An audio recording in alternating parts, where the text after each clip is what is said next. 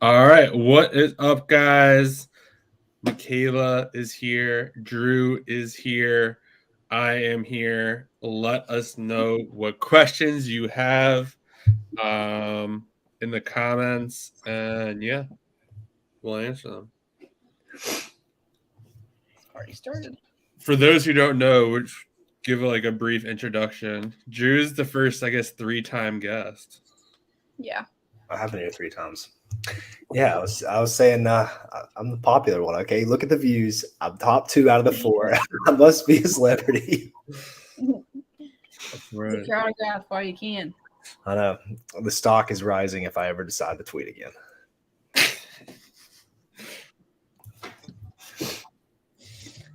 You want to give a brief introduction of what you? Oh, yes. I am a 7-figure seller on Amazon. I've done like 2.5 mil or so in the last year, all OA, no RA, no wholesale, and barely any FBM. So pretty much all OA to prep, and that's kind of my thing, I guess, as of now. But things may be changing. We'll see. Yeah, big things on the horizon. Indeed. Yeah, no, that's awesome. Yeah, Drew is little underground until I got him on Instagram. God gave him that pill, the Instagram pill. Yeah, I feel like, I don't know, I didn't like talk to a lot of people, and I didn't ever post on social media. And I started Instagram. I started posting everywhere, and like I got invited on a bunch of podcasts, and then this thing, and I'm like, well, it's not that bad. I like to go and talk to people, and then everybody's like, yeah, you keep it real, so that's cool. So it's kind of encouraged me a bit. Yeah, I guess a good question would be, because a lot of people don't like to do Instagram and Twitter, and you were like pretty well connected, and like you didn't really start on social media. Like, so how do you kind of meet all these people? I think that if you're going to start on the social media stuff, and I've harped on this a lot, it's easy to get dragged into the like top 3 tips thing, and then just like putting these just blanket things out there. But what really gets you going on there and lets you stay consistent and helps you meet new people is just like being yourself. And as long as you aren't just an unlikable person, then there's probably going to be people that gravitate towards you. Because, I'm not conventional like a lot of these different people, but I think there's like a certain type of audience that likes my stuff. So it's like was it you, John, telling me about the 1,000 true fan things? Yeah, it's like that book about that. And it was just interesting. Like, you don't have to have this big, broad audience. You just have to have people you really like connect with that like you. And I think it makes for a better network, and it makes for better like selling. Like, if people are going to trust me because they know if they relate to me, like whatever they buy from me is going to be like, I'm going to put out quality stuff.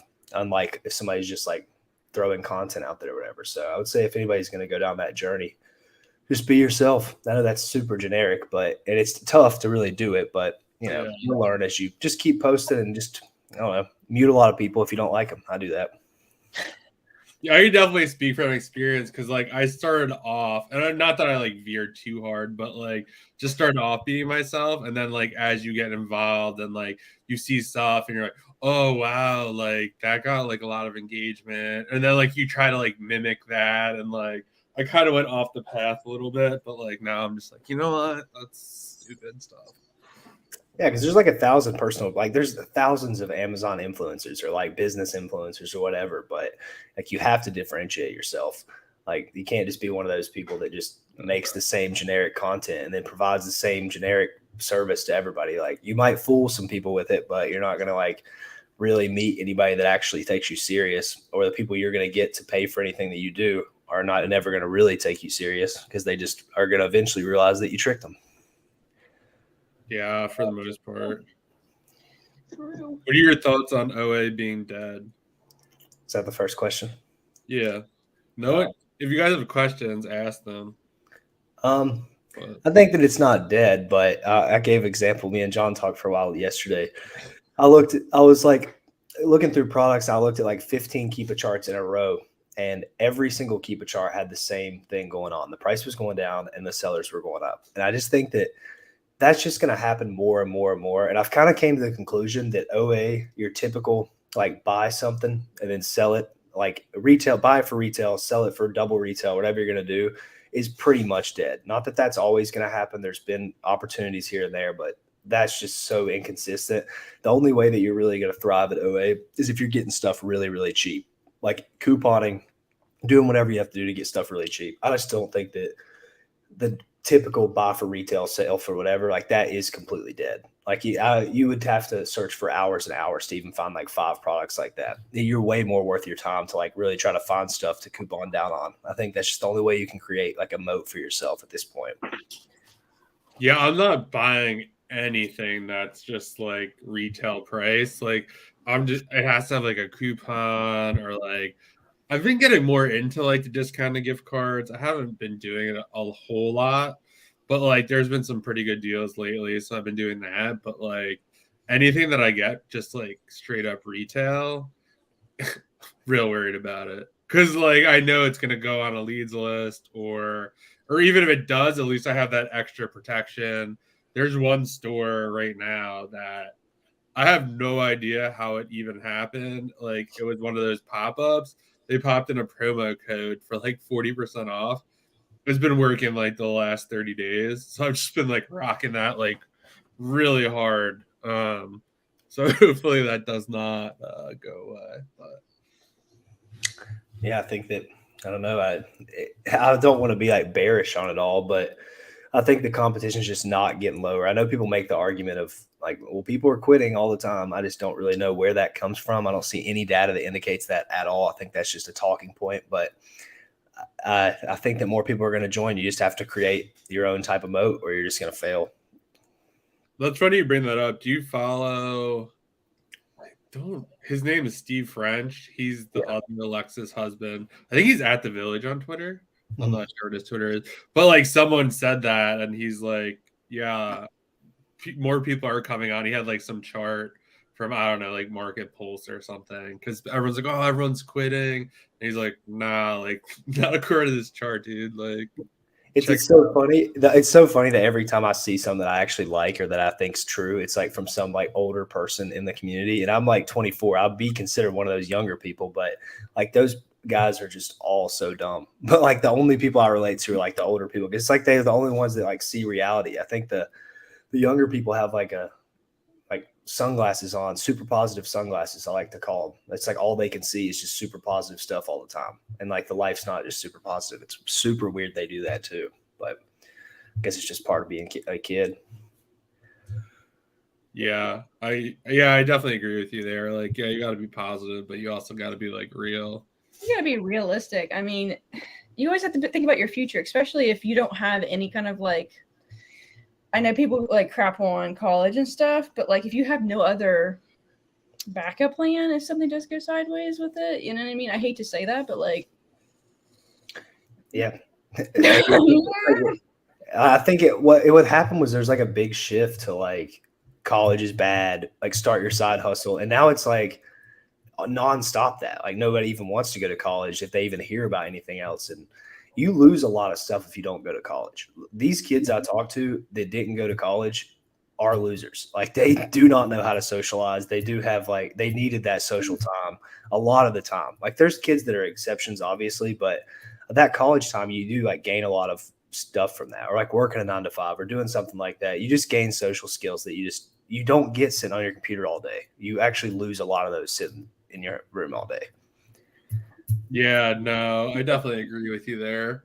And yeah, I think like that too, a lot of the people who are like, oh yeah, don't go to college, 9-to-5 is stupid. Like, one, they never went to college. Two, like they've never had a job. So like I've had a job, and yeah, I'm not going to argue that like I like selling on Amazon much better and kind of doing my own thing 100%. But like, who knows? Maybe someone selling on Amazon like gets a job. We're like, wow, this is a lot less stressful. Like, I'll just make like $1,000 on Amazon a month, and like that's cool with me.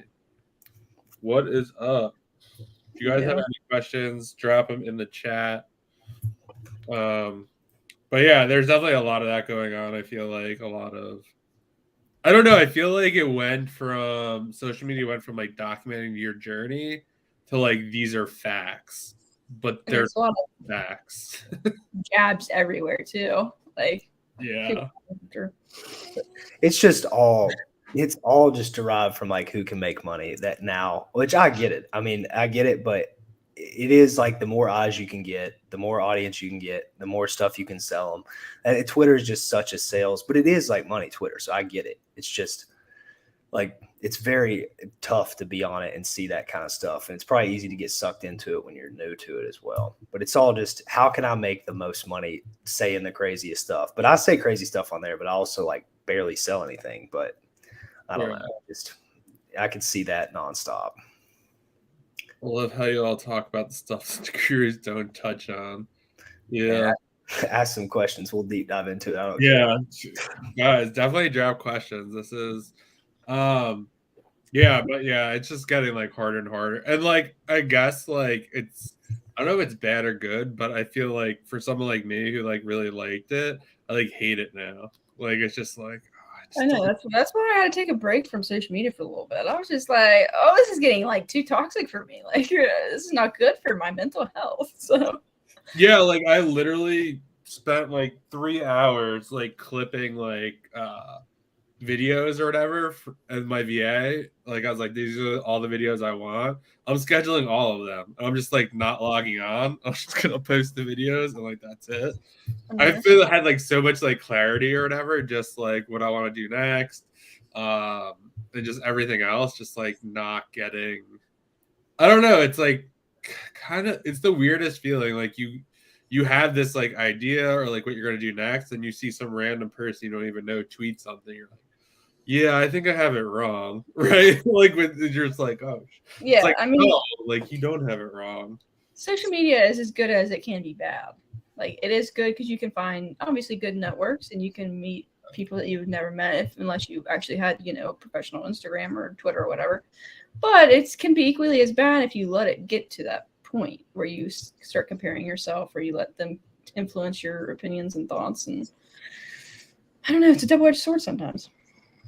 Yeah, that's why I say use that mute button and the block button a lot. My Twitter, if I see anything that I just like find irritating or whatever, they're muted like forever. Which that's why I like Instagram, because you don't really see things like unless you decide to see them. Like I don't go on the explore page. I've literally never even opened that since I've created that Instagram. Forgot it was there. So I'll only see stuff from like you guys, and like I follow like 50 people. So unless I'm really intrigued by what you have to say, I'm just not going to follow you.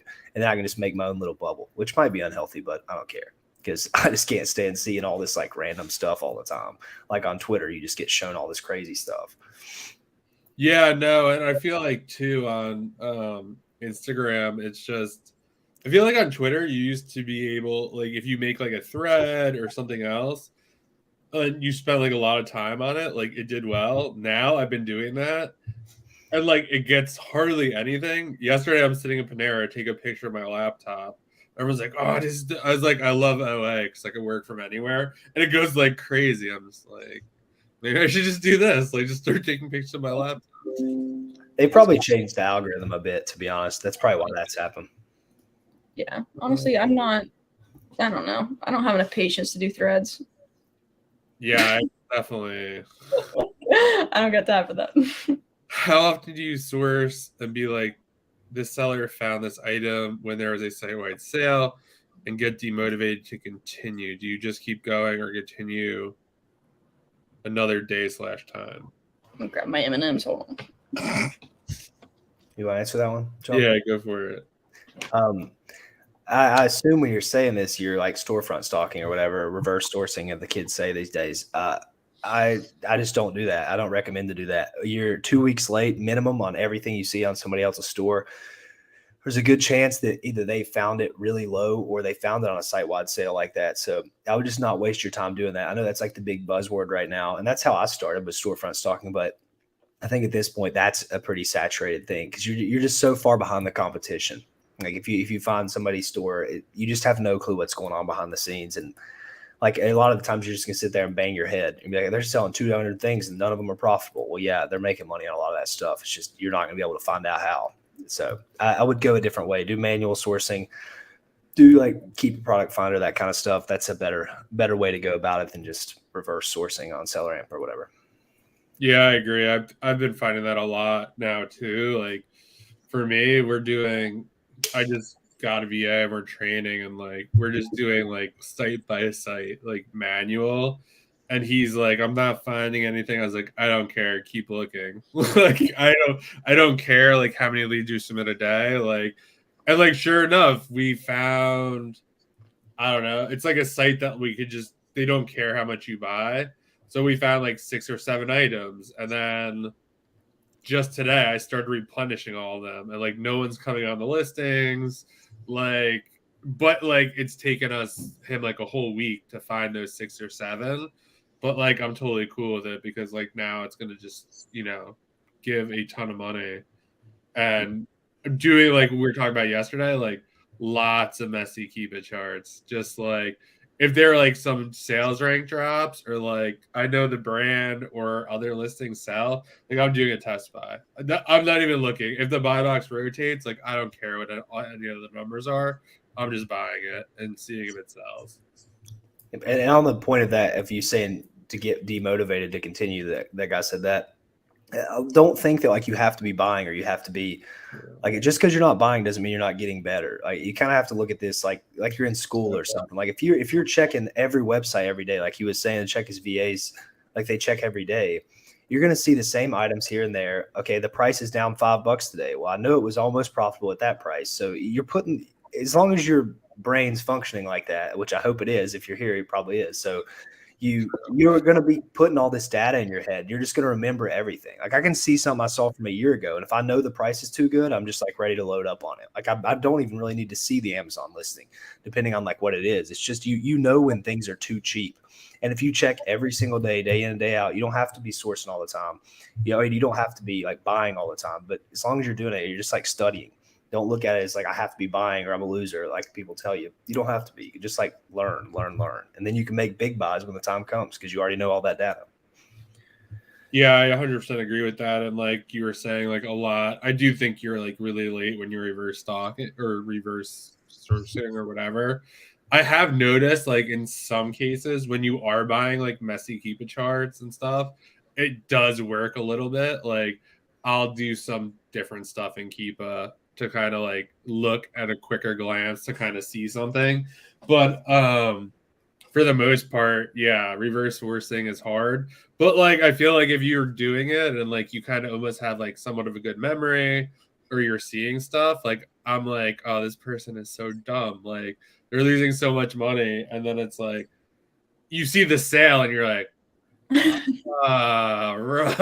Like, okay, like it was like 50% off. It just hasn't been 50% off for like the last 3 months or whatever. I was like, okay, like this is what they did. Or you talk to them and realize they operate on like 5% margin, and you're like, oh, okay. Like that's probably equally as true. Like, everybody wants to act like that they're making like a 20% margin. I just ranted about this on Instagram, and that's just like never the case. If you're making a 20% net margin, I'll give you all my money to invest in your business. Like that is just so little of the time what's happening, especially when you're at scale. Like I can't imagine like what are you doing, Michaela? You're probably doing more than me at this point, right? What do you do per month? I'm only doing like 200, and last month I did not so good. So only 200. I did 200 is more than me. So I mean, that's 200,000 for everyone. Yeah, oh, sorry, not $200, but that's what it felt like last month. But yeah, I'm doing like 150K. My margin's not even close to 20%. If I was cranking in 30K a month, I wouldn't even be on social media. I'd just be out on a boat, but it's just like not how it works. No, my margins were kind of suffering for the last few months just because of some bad buys, transitioning to wholesale, suppliers screwing me over. So it's just like, you know what I mean? Last month, I actually made more last month, and I did like 120 than I did when I was doing 200K. So that's amazing. That's like what shows you that you know what I mean. Profit is at the end of the day what matters the most. Like you could be like, oh, I sell $500,000 worth of stuff, and I can make more than him because he's running on like margin. And you're putting a lot less at risk, capital wise. Yes. Which is, I guess, the only other side of that coin, and this is something I've thought about recently a lot, is the people that are doing 500K, they are making way more in credit card points. And it might not even seem like a lot, but it really is like a lot when you're like adding it up that big, you're making like 5% on 500K spend or whatever. Like in credit card points, it does add up, but that's also, you add in a huge amount of risk, and it's tough to find that much stuff to buy unless you're like really seasoned in doing it. So I'm not inclined to do that, but I do see that, people posting their 20K Rakuten checks. I mean, that's pretty nice. You're making some, even if you're breaking even. Yeah, I don't know. Someone posted, I mean, who the hell knows? I've heard of like now 3 people who are like Rakuten like froze their account or was just like, yeah, if you're doing this to resell, like we're not giving you the cash back. They never posted whether it got resolved or not, but I don't know. Usually, I don't know if this is good advice, but usually you can lie to them and say something. You can skirt the lines of things and they'll reinstate your account. I haven't done this, but I know people that do it. Okay. For example, I mean, hypothetically, if you were buying off a lot of like Nike and like Foot Locker and like shoes and clothing websites, you could say that maybe you were associated with some kind of shoe and clothing thing near your, place, whether that be a drive or something. Maybe unethical for you to say that, but it's not illegal and you can kind of skirt the line there. True. My friend had 10K frozen, but got it resolved.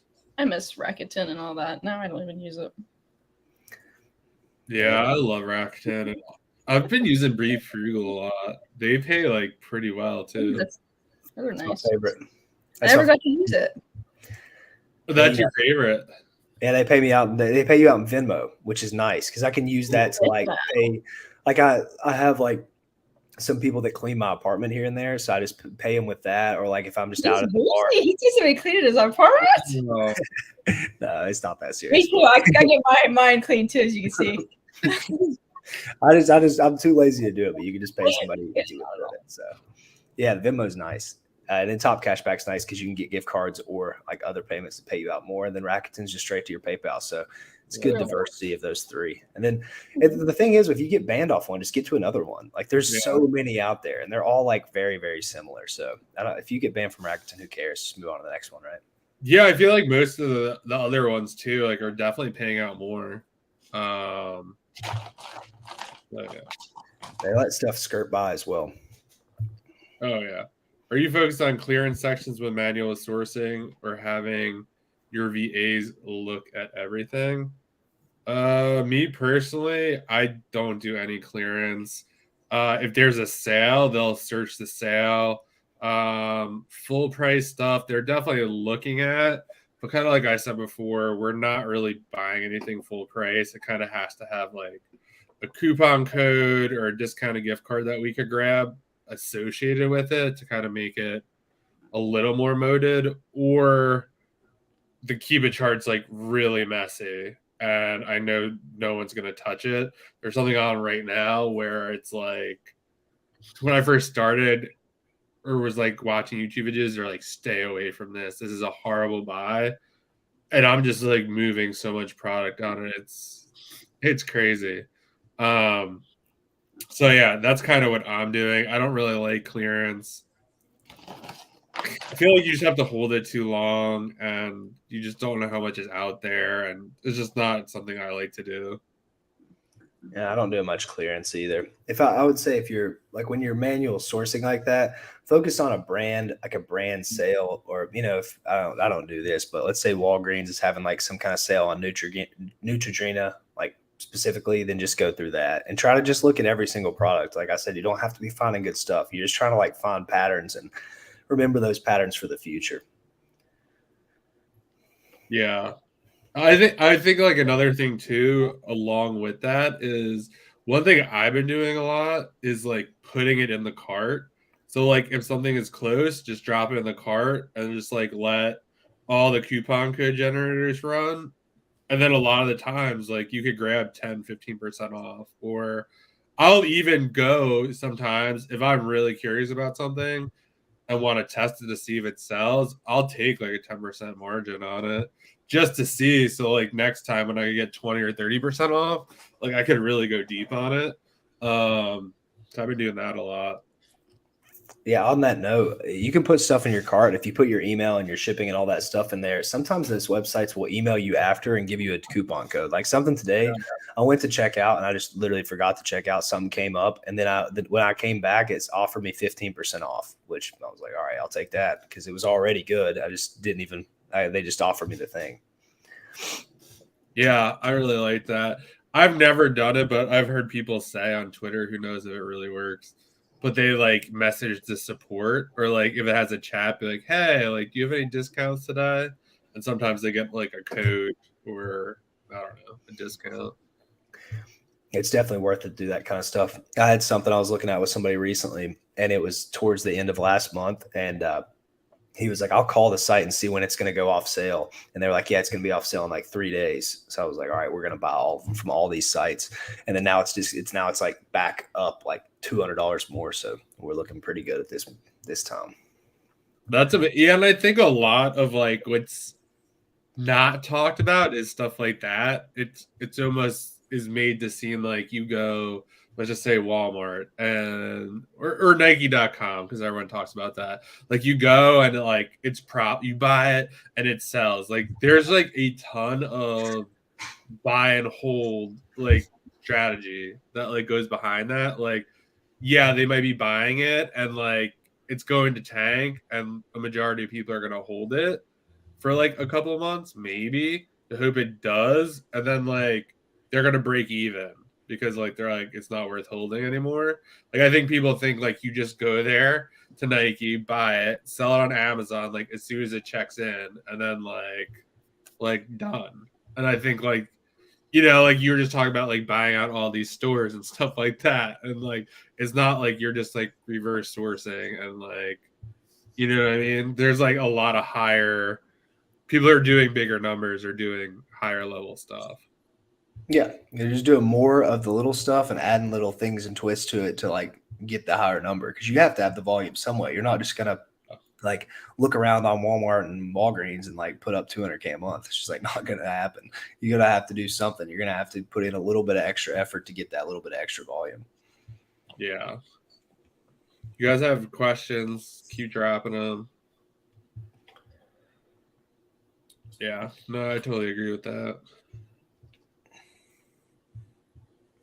Volume is definitely key, and I think too, like something that I've been doing a lot more lately is just being more like patient and being like, okay, like if we could just, I've like this is like not true like math or anything like that, but I've found almost like in any like for a certain website, let's just say Walmart or whatever, like let's say for like water filters, or I don't even know if they're profitable, but something totally random. Like there's probably 2 or 3 filters in the 500 that are profitable.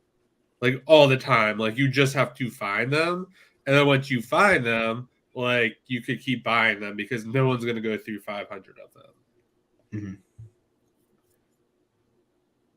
So I found like for certain categories or even brands, there's usually like 2 or 3 things on like each site that would make sense, that is profitable, but you just have to be willing to put in the patience. Like I think a lot of people probably go to this site and like spend, I don't know, 15, 20 minutes and like, oh, there's nothing here. I was like, dude, like I haven't even like started like getting here. Like I'm just getting like barely warmed up here. Yeah, as I've been like coaching people and like talking to relatively newer sellers, I think that's one thing that the time aspect, I don't think that people completely understand how much time you do have to put into it to be like very successful, which I said this on the last live too, but like if you're trying to make 100 grand a year, you're not gonna be able to work like 30 minutes a day.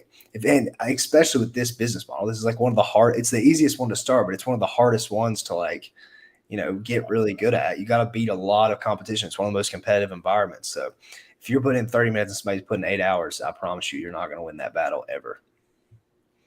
Yeah, I don't know. I like try to be nice about it, but I don't think you could do like you have to source a minimum at least an hour and a half, 2 hours a day. Ideally twice. Yeah. Bare minimum an hour and a half, 2 hours. Like not a half hour, like sitting down for like 2 hours at the computer. Not like, yeah, like if you need a break, like do whatever you gotta do. But like, it just doesn't work in half-hour increments for me anyway. I don't know if it works for other people. Yeah, if you're replenishing shit or whatever, that's different. But like to actually source, like a half hour, you barely even know like what to look for. Yeah, but put a 2-hour timer on your phone, put it on Do Not Disturb, turn off your notifications on your computer that you don't need, open up one tab, a brand new tab, and just start sourcing from there. And I promise you'll find stuff, or you'll be way more productive. Just work for an hour, 2 hours straight. And once you start finding stuff that's good, you're just going to build momentum. You might even sit there for 3 hours. And then if you don't find anything, all right, we'll just come back in another 2 hours or whatever and do it again. It's like you're not going to fail if you just like put in those super focused hours. Like that, simple as that. Yeah, I agree. And yeah, for me, you'd be shocked. Like you're not sourcing as much as you think you are. Like I've done the timer and like you look at it, you're like, ooh, it's only been 15 minutes. Like I thought we were like 45 minutes in here. Like, so that's definitely a big one. I need to dive into, yeah, Keyword Product Finder is definitely a lot to learn there. A lot is in there, but yeah. Is there software to track highly discounted Walmart products or when there's a sharp price drop in them? I'm sure there's something. I don't know what it is though.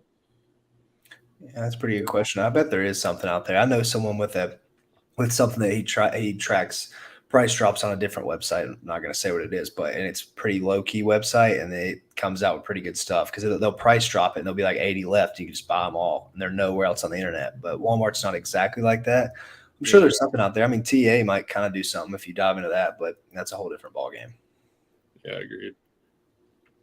Yeah, I think for that kind of stuff, it's hard. Like, it should be interesting with like AI and stuff like that. Like, if that could like almost do all the work or like find stuff or match stuff. Like, imagine like TA, but like Chat GPT style.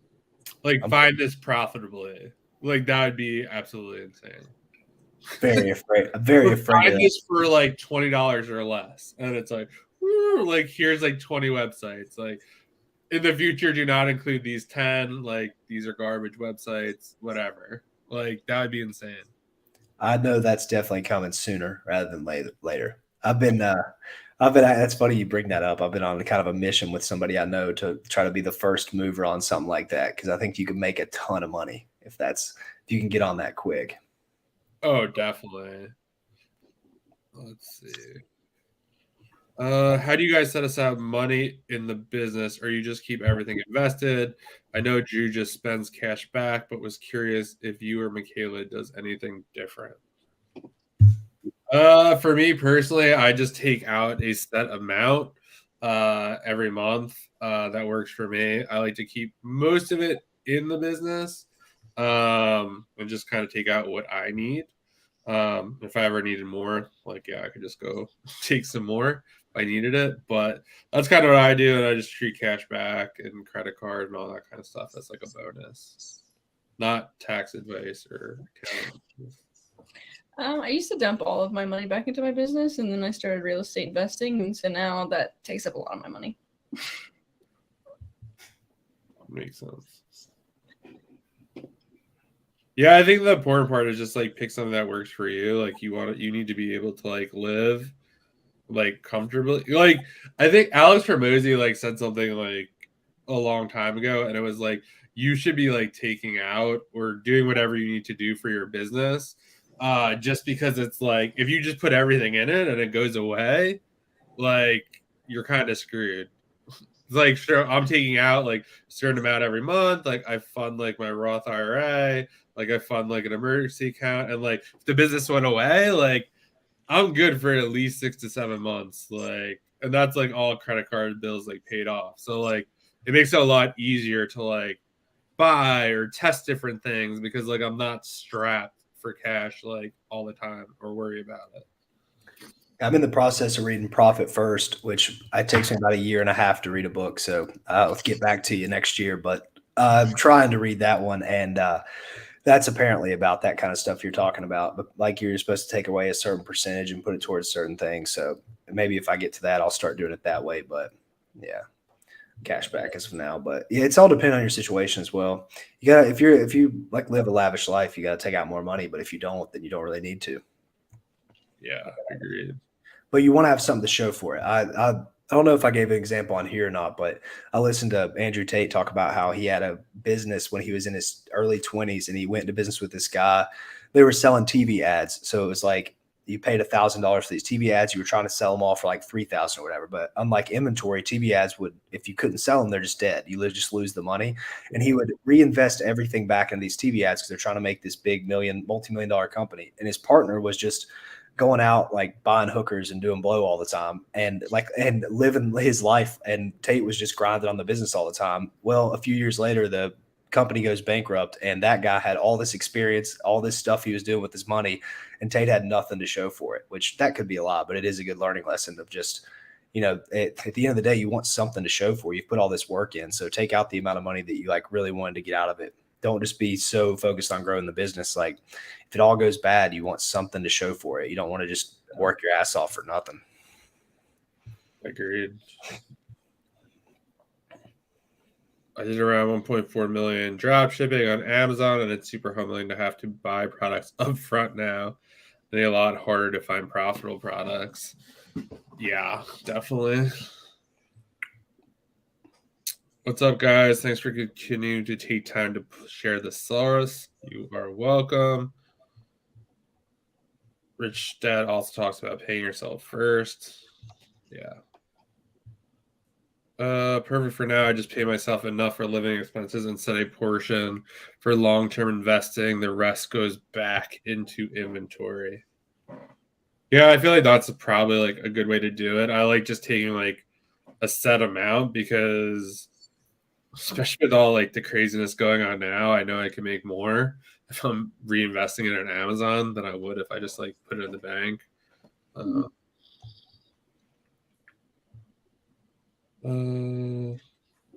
Put all this work in and it all got taken away from me. Yeah, I mean, that's like that's what happens too. Like, obviously, I think Amazon's a great opportunity, but when you're building your business on someone else's, property, they're in charge of the rules. I mean, if you do something like private label or something like that, like you could take your business elsewhere or, run Facebook ads or do all sorts of other stuff. But I don't know. I don't know how eBay arbitrage is, but I doubt it's as lucrative as Amazon. I mean, maybe Walmart, but. And the guy that said I put in all the work and it got taken away from me, that's not necessarily a bad thing, man. If you're still able to eat and, obviously you have internet and a cell phone and all this stuff, like that stuff builds you as a person. So don't think that just because you don't have all this money or you made all this money and you lost it, like that stuff's going to teach you way more, especially if you're younger. Like you're going to look back on that time and learn a lot from it. Like everything I know today is from all this experience I have with Amazon, losing all this money. I've lost so much money. I've definitely lost over $100,000. I should have way more money, but that stuff teaches you a lot and it allows you to teach other people that stuff. So never really look at that stuff as like a loss necessarily. Just you got to take stuff from it. It's what builds you up as a man or whatever as you move forward. Yeah, and I think that too, like drop shipping, like you're still identifying like opportunities. You're looking for arbitrageable stuff. Like obviously not everything you could drop ship or whatever. So I mean, I guess like that lays a foundation, or it's a different kind of arbitrage. Kayla is so thirsty. She lives off ramen and sugar packets from McDonald's. I still live at my parents' house, and my parents still feed me. There you go. Oh. How's PL going for you, Michaela? It's another sad story. So I think I've decided that I am going to cut that and try again. Okay. It's not the fact that it's doing bad. I've sold through almost all my inventory now. It's not that it's doing bad necessarily. I just think it's better if I put my money into a different product in a different category, and this time under the right guidance, launch a better product. So that way I can, eventually grow it to where I want it to be with the product that I did do. I don't know. I just don't think the mentor that I chose, not that it's necessarily their fault. At the end of the day, it's my decision. So But I think I was kind of steered a little bit in the wrong direction. And they didn't really think like, oh, Michaela wants to do this with the brand. And they're like, oh, like, here you go. This one's good. You know what I mean? So We'll have I to don't know. talk after this. Yeah, we're gonna definitely vet you of all this stuff after this. Hopefully by I'm hoping before the end of the year, obviously, to do another one. It just depends. Like I said, I'm doing a lot of real estate right now. That's what makes me happy. So Could you elaborate on that without being like too specific in terms of the product selection or whatever? yeah, I'll just be upfront with you. It was a shelf. It was a nursery shelf. And what was you weren't like inclined to grow that or whatever? That seems like a hard marketing thing. I'm gonna see if I could find it. Hold on. It doesn't matter now. It's gonna get trashed. I always wondered, like, you go to like a Goodwill or something, or when I was like $15 and you see all it's like the design that I chose is the design that I actually came up with. So like it's not a standard shelf. It's for a nursery. Okay. Oh, yeah. There. It has rattan in it. So like boho-y, like cool. But don't do wood products. I'm not a professional, but the thing that I learned about wood products is obviously what you would imagine. People have issues with the quality, and it's not like I went cheap on anything, honestly. I had like premium pine wood. Like I paid extra for this. Like their cost was actually like one of the most expensive ones, just because I wanted a good quality. And it's not like it's bad quality. It's just, you know what I mean? Like it's not obviously USA made or anything. Well, how much did you pay for it? The products? Yeah. I think I spent altogether maybe like $6,000 for everything for the like shipping and all of that and the storage and the product itself. So was it a good margin? Like margin? Yeah, I was making killer. Like I think it was going to be like 30% margin.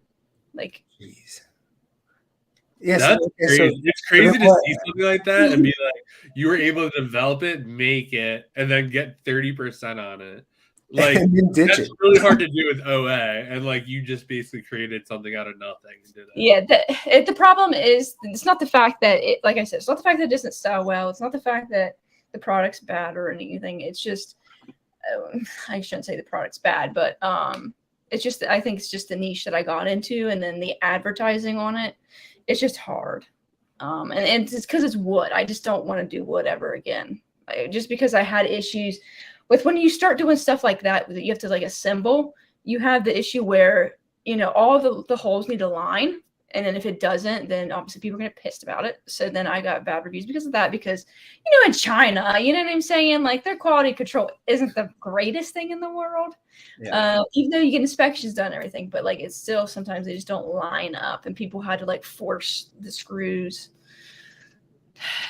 So yeah. Yeah, I can definitely see that, and there's probably a lot of user error there as well. Yeah, there's just a lot, and sometimes the wood would crack and stuff, just because people aren't necessarily gentle with things. Like if you're gonna like go at it, like make sure you're, you know what I mean. It's not, they can't expect to get like IKEA or wherever quality. Like it's not that. But and I want to do a higher ASP next time. Like I want my product to be above at least $40. Yeah, I can't wait to talk to you after this, Michaela. John, have lots of questions. We were talking about like something similar for like 3 hours. Yeah, like there's a lot of things that I've learned just by, and that's what you, like you said, you lose money. Like I lost money on that, and that's a fact. But I could sit here and be like, well, private label sucks. Like all you guys are idiots for doing it, but I'm not, because at the end of the day, I do know that there is value in this. Like this is honestly one of the ways to go if you want to do Amazon long term. Like I see so much value, and like Tom and Alex from the Honest FBA, they're the ones who helping me launch my next product, and like they've been doing phenomenal. So like I see the future and I see the vision. It's just obviously getting to that point. Yep. Makes sense. Yeah, that's awesome. Yeah, and I think that's like kind of just a lesson in general. It's just you like, so I guess for example, like when you're doing your next one, like you'd probably be able to do it half the time. Like let's Yeah. not talk about manufacture, all that stuff, but like I know yeah, exactly what to say, what yeah, to do, how the process works, what the timeline looks like in reality, because I've already done it one time. So I've kind of, and I learned a lot. I made a lot of mistakes along the way. So now I know, like, if I do it like this the first time, I don't have to redo it again. And you know what I mean? Just prevent so many issues. Yeah, I'm super interested in it because I was telling John this, that I saw this tweet about this and it kind of just shifted my whole mindset on everything. Of like, every dollar you make with a private label brand, you're really making like $6 or $5 because you get to sell the business for 5-6x at the end of it. Yeah. So it's almost like, I don't know, you make like $100 a day or whatever, but you're really making like $500 a day if you look long term, which seems so appealing to me. Because it's like with OA or with anything, you go to your job and it's all, you just make that dollar per that hour. But I think that be able to sell the business in the end, just such an upside that I think I've been like putting it off for too long. So hopefully I do something like that soon. Yeah, if you just do it, right, and if you invest in a mentor or whatever, and then I think, you know what I mean, that's what like people told me, like, obviously, you have the money to do so. You have, I'm not super dumb or anything. Like I've got it together. It's just, sometimes unfortunate things happen and you make the wrong decision. And then obviously, as long as you learn from it and you don't do it again, try it again. Exactly. Yeah, I think it's like a lot of people are like, oh, you lost $6,000. Like, nah, like you just paid that to learn. Like it was just an expensive. It was a very expensive learning lesson, but I wouldn't have learned that unless I did it. So. And you probably didn't take a whole loss. It's not like you probably lost all the $6,000. No, I didn't lose all of my money. Exactly. I lost a decent chunk of it, but it's gonna be okay. Part of the game. Yeah, you just learn to, paper cuts. This is paper cuts. Yeah, I mean, you invested that in OA and it like tanked. I could have bought a house. I could put a down payment on a house with that money, but you know what I mean. You're all a beast, man. Thanks for the words of encouragement, Drew. I had no idea you lost that much. Yeah, that's probably an understatement too. 100K is probably on the low end of that. I've lost so much money. I'm so good at losing money. If I got paid for that, I'd be so rich. I lose money constantly, but it's because I just don't live a very expensive lifestyle. So I just don't. My risk to risk ratio is all jacked up. Like sometimes I just don't really care. Like if somebody stole 10 grand from me, like I wouldn't like chase them down. Like somebody stole 15 grand from me like a year and a half ago, like a bunch of boxes from my apartment.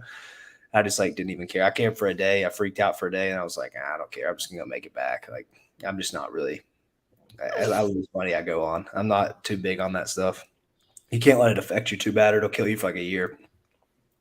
Yeah, there's just sometimes like the mental stress and angst just like isn't worth it at all. Especially with these days, you can make money so fast doing so many different things. For you to get caught up on like any amount of money is just completely not worth your time ever. And I don't even care what amount of money it is. If you can eat and you have a place to live and you can like somewhat support yourself, I promise the mental stuff you have to go through to try to get that money back or like to be stressed about it is just not worth it. Which I know it's easier said than done, but if you get to that point where you can just lose the money and go on, you're just in a much healthier state. Money like never stresses me out. And I think that if I had barely any money or if I have a lot of money, it's just get over those hurdles and just go forward. Yeah, if you guys need to make money fast, DM Drew fast, and he will give you the blueprint for a premium. I'll make you guys rich. I'll actually make you lose all your money really fast. Stay away from me. Is Michaela gifted or hard worker? I feel like she levels up super fast. I think I get lucky sometimes. Guess I just come across the right people and get involved in the right opportunity. But I don't know. I think I work pretty hard. I guess I'm just used to that because of the background that I've had. Like I wasn't like the super smartest, but people probably would be like, "Oh yeah, Michaela's so smart," but like I don't feel like I was like a genius or anything. And I tried to go to medical school, and I remember taking chemistry my sophomore year, and I didn't take like chemistry beforehand during high school because I was doing dual enrollment. I was taking college classes while I was in high school, so I took this college chemistry class, and I absolutely was terrible. Like I got like a 50 F on my first test, and then I had my friend sitting next to me. She'd study for like 2 hours beforehand. And like, I had to study weeks. Like I remember one time I literally printed out like worksheets just so I could pass it, just so I could get a C. So like I'm just used to that, and it just carried forward because there's like a lot of stuff in my curriculum when I was at pre-med that like I wasn't good at, like physics, for example. I was horrible at physics, and like I had to work 10 times harder than everybody else because I just sucked at it. So I think it just honestly carries from that as well. Yeah, and if you put that work ethic into like the internet, like where your competition is like not that high, I think you just at people, because like that like breeds you to be super hardworking. I think because a lot of those people, I know a lot of people in med school and all these different things that are just super dumb. Like some of the dumbest people I know, but they end up getting through the program because they're just extremely hard workers. And I'm like, man, if they would have done something like what I'm doing, because I'm not a very hard worker, I'm more of like, I try to make calculated moves. If those people did that, they'd be so successful. But like, you're obviously pretty smart and you have the combination of working hard. So it's probably just that's how I'm assuming you've done it so quickly. Like that's because I've seen people like that where I went to college and I was like top of my class. I just saw the hardworking people, but they're probably managers at a restaurant now and I'm doing this. So it happens. Yeah. I mean, I think that's nowhere out there. It's like, yeah, it is a lot of hard work and a lot of, I don't know. I feel like even now it's like hard to like remember back, like starting the business, and like I'm sure like it's worse than like I could like even explain it now. I just don't remember all of like the bad shit that happened. But it's just like, yeah, you just gotta like put in the time, and it's not going to Nike for a half hour and spending like 10 grand. Like it doesn't really exist. Yep. And I think that's like obviously that sells stuff, but I mean that's part of it, but it's not the whole part. Let's just say that. I don't know. Yep, a lot of people just want things handed to them and they don't want to have to work for it. Yeah. Yeah, this is actually. I used to think that a lot. That people, I've always wondered why people just don't do anything, or they struggle with doing stuff, or they have all these ideas and they don't act on anything. I really think that a lot of the times people are like, they think so outside the box, or they think so big maybe that they just can't even take action. They think like there's just so many examples, especially now that I've started coaching people. I see that they have all these ideas, and I'm like, stop. Like, don't worry about that. You're like, your idea is like, I'm doing this. I'm telling you to do this. Like, I promise you it'll work. Like, there's just so many ideas people have to do everything. And they just want to just like throw an idea out there and then somehow it just is successful. Like, that's just not how it works. You just have to take action on stuff, and you can't sit there and talk your way into it or just think you're going to get it for no reason. Just start taking steps towards something and stop thinking outside the box. Like, it's usually pretty simple, way simpler than you think it is. You just got to work hard at it. Yeah, I would also add to that. It's like you just have to try stuff. Like, yes, you have to like take action. Like, kind of like we were talking about earlier. It's like a lot of the stuff that I'm buying now is stuff I would never buy when I first started. It's more like, obviously, if you're just starting, like you might not want this mindset. But like, we were like talking yesterday, and Drew was like telling me all this crazy stuff about keeping all this other stuff. And I was just like, how'd you find that out? He's like, I did like small test buys. I was like, oh, yeah, that makes a lot of sense. Like, he's just like, I just had this hunch and like I decided to buy it. I was like, huh, okay, like that makes a ton of sense. Like, obviously, and that's basically like everything I'm doing now. I feel like a lot of people be like, oh, it has to be under 50K rank. It has to have this many sales. It has to be under 100K. If it's 200, like, no, all that stuff is kind of garbage. Like, if it's selling, like, take a shot, buy 3-5 units, obviously be smart about it and see what happens. Just always be taking action, always be trying new stuff, and just don't talk about it and just do it. You usually figure it out. Yeah, failure definitely is what keeps most people back. And like that's the hard part too. Like there's like not everything I buy is a massive success. I mean, there's definitely I break even on stuff, I take a loss on some stuff, but like probably 80-ish% of the time I do a pretty good job of figuring it out. and it just works out. Yeah, I must have like a skewed view of failure too, because I feel like I've just never failed in my life really, but I've probably failed so many times. Man, I just talked about I lost so much money, but I just don't even ever think about failure. Like it's not, I don't know how I've developed that mindset, but I think that's a good one to get into too. Just to never think, well, I'll be afraid. Like what's the worst that's going to happen? Like that's what you have to think about. Like there's really so little risk with anything. Like if you buy, even if you spend like 10 grand on product tomorrow and it all goes bad, like you're still going to eat. You're still going to live. Like you're not going to die. Like you can do things. Like nothing's really that big of a failure. Like as long as you can eat, you're fine.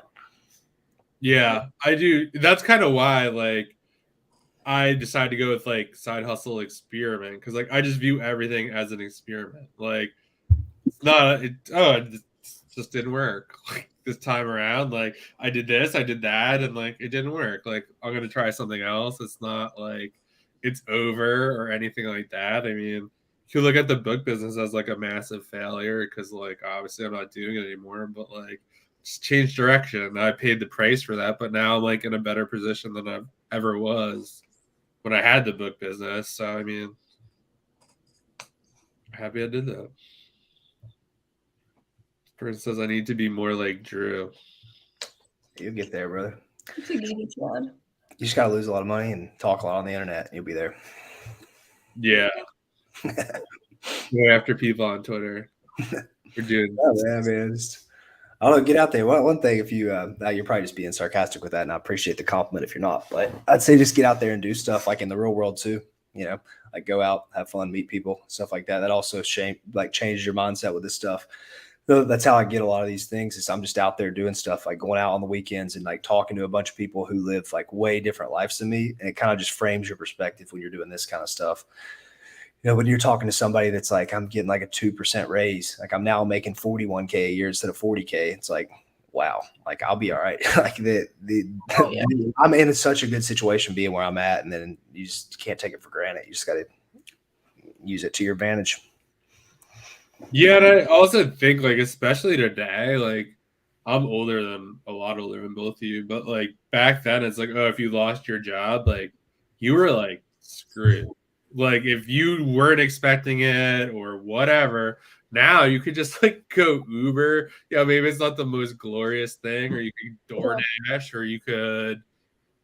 There's probably so much crap on Facebook Marketplace of people looking for help or something else, or who knows, maybe like Michaela could use help like putting labels on stuff on a Saturday. Like there's just so many random things yeah, that you could definitely do. And it's just like what, and like that's always like how what happens if like I remember someone's like, oh, aren't you afraid that Amazon is like gonna shut down your account? I could never think about it. Like, why would I think about it? Like, what am I gonna have like some plan of action like ready to go? It's like, no. If it happens, I'm lucky. I know a lot of smart people at this point, and I know there's a lot of services out there. I'm just gonna figure it out. I'm gonna call them, be like, "What's the problem?" Figure it out. Be like, "Hey, has anyone had this problem?" And then like kind of go from there. But like, I feel like when you think about stuff like that happens, or like you play scared, and like that's not how you want to play the game at Amazon ever. Definitely not. And you're learning so much like that. That made me just think of something when you said that. Like if your Amazon account gets shut down, it probably won't affect your life much at all. Like you'll just move to the next thing, and like you'll probably get paid more for whatever someone pays you to do. I was delivering packages the other day, and I had like a laundry basket full of packages. And this woman's like, "What are you doing with all that?" And I was like, "I sell on Amazon." And then she said, "Let me get your number. We have like a paint company that's local, like where I live, and we want to launch our brand on Amazon." And I was like, yeah, I know how to do that. I definitely don't know how to do that, but she got my number, and she hasn't texted me yet, but it was pretty recently. But it's like you're just going to get paid for something if you develop those like skills, even though Amazon's not even that great of a skill. It's just something to add to the repertoire. Yeah, it's like, Drew, we have a budget of like 30,000. Like, would that be enough? You're like, yeah, I can figure it out. Like, we'll make it work. Figure it out. I'll figure it out. Drew, have you tried day trading? Lost a few K on that, but that's a whole different game. That's like the reason I don't like that day trading stuff, and the reason I don't recommend it to people, or even trading in general with crypto or any of that stuff. Obviously, there's good money to be made, but there's no value to the stuff that you have if it goes to zero or if it goes down. So like if you buy an Amazon product and it goes down 30%, it's like liquid. Or if it goes down like 80%, maybe you can even get more than 80% if you remove it and sell it somewhere else. There's just like intrinsic value because it's a good. Like that stuff that Michaela just showed, like even though if she shuts down that Amazon account, like that thing is worth something. She can put it on Facebook and be like, it shouldn't even have to say a brand. It's worth like some money. She can recover money. And when you're trading stocks, like we're just like playing with money in the air, if that stuff goes to zero, it's to zero. There's no intrinsic value there at all. So there's no way you personally could pump it up. Yeah. And like she could paint that, she could do all sorts of stuff to that, or like sell it however she deems she wants to sell it. Say it's made of oak and she carved it herself, or like whatever to like bump up the value. But like that other stuff, like you don't control any of that. It can go to zero and you can get wrecked in one day. And that will never happen on Amazon, or that won't ever happen if you're selling any kind of products in general or services. If you're selling some type of service, your skills aren't just going to devalue to zero one day, or if your product's not going to go to zero, there's always intrinsic value there that someone's going to need in the world. You just got to find the person that's going to pay for it. Yeah, that's a really good point. I mean, that's basically what Amazon's all about. Like everything we sell on Amazon, I mean, Michaela has a different model than us, but it's cheaper somewhere else, right? But someone wants it, or they need it, or they just don't give a crap like that. It's more expensive and they buy it. Guys, have any more questions? Drop them in the chat. But yeah, this has been fun as usual. Yeah, I feel like it's been less Amazon today, more a bunch of other stuff. Yeah, definitely. I think it's actually funny. I think it's almost just like on Twitter too. It's like it's almost there is more Amazon talk, but like it's gonna sound bad. It's like so shallow. It's like bottom level. Like it's just not that easy, or I don't know what I'm trying to say. But like there's just so much more to it that like just doesn't play out, or there's just more to it than just what's being talked about, and it's not, I don't know, easily solved per se. Yeah. Sadiq, I hope I said your name right. I think you reply to me on Twitter all the time. If that's you, thank you for the engagement. But I'm all on Airtable now, and it is a billion times easier. So yeah, check out that guy's thing. I think it's Charlie. I have an affiliate link for it, but I've lost it at this point, so I don't really care. But that guy does provide a good service. So I really like Airtable. I'm not even utilizing it to where, in the best way that I can, but I'm definitely getting a lot of value out of it. It's probably saved me a few hours a week. I've assigned my VA to a certain task, and then I do a certain task, and it just is very, very smooth. It tracks your spend really well. Tracks all these different things. If an order gets canceled, it's really easy to just move it over to cancellation if that's what you're talking about. But I recommend that guy's thing. It's pretty easy to deal with. Save you some time. Not that expensive either. Interesting. I'll have to look into that. Never. Yeah, I'm just super unorganized though. So like if you're really organized, maybe you wouldn't like it as much. But if you're like me, I'm a mess. So I need something like that just to kind of put things a little bit in place. Yeah, no, organization is definitely like key in this business. There's lots of moving parts and pieces all the time. All right, if you guys don't have any more questions, we're gonna go wrap it up and ask Michaela a bunch of questions. Here we go. John, I sold books from 2018 to 2020. Cherry picking books for 5 cents per pound at the back of headquarters Goodwills. That's a really good price. 5 cents. Where can everyone find you? For the best way to DrewFBA on Twitter and Instagram. If you want to actually reach me and reach out to me, Instagram's probably good. Twitter, I'm not on there much. I just kind of fire a tweet off and leave. But on Instagram, I'm a lot more active, and I'll send you a nice little voice note if you ask me a good question. So yeah, hit me up there. We'll give you a cookie. I will. I try to give good answers. So you give me there. I like the voice note thing. I can give you like a 1 minute response, and then usually like, wow, it's a lot of value for 1 minute of my time. Yeah, and it's easier than typing it all out. Absolutely. All right, guys. We will see you next week. Drew, thanks for being here. And peace out, guys. Have a good weekend. Thanks for having me, as always.